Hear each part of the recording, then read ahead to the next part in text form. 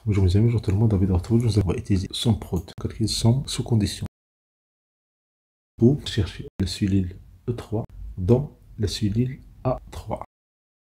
Ici, il y a 1, position 1, donc c'est OK.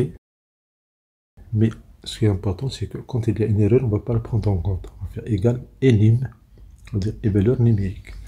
On ouvre la parenthèse, et ici, on ferme la parenthèse. Donc, quand le mot existe, c'est vrai, sinon c'est faux. On va faire 1 étoile pour avoir les 0 et des 1.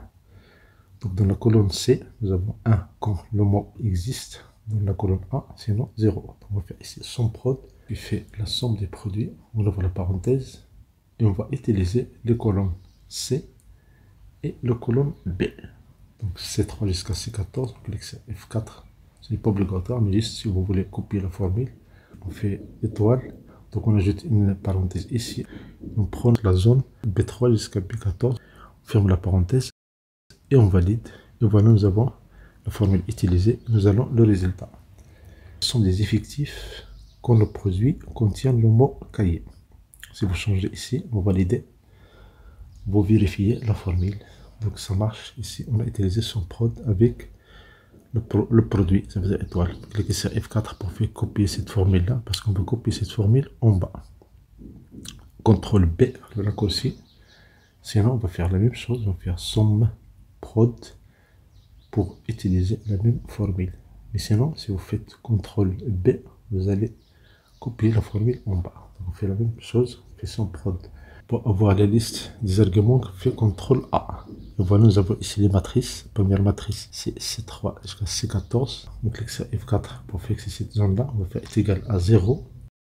Et ici, on va faire la matrice. On va faire B3 jusqu'à B14. Pourquoi on a mis 0? Parce qu'on veut que le mot livre n'existe pas.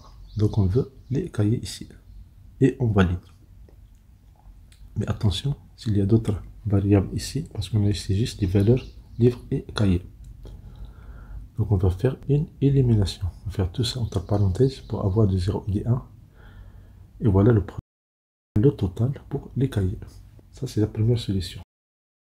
Une autre solution, on va faire CTRL P pour copier le mot cahier, CTRL C, CTRL V, on va faire SOMPROD, on ouvre la parenthèse, et ici on va prendre les zones qu'on va utiliser dans cette formule-là. Donc B3, B14, on clique sur F4 pour fixer cette zone, on ferme la parenthèse, et on fait ici étoile, pour avoir la partie, ou bien la zone C3 jusqu'à C14.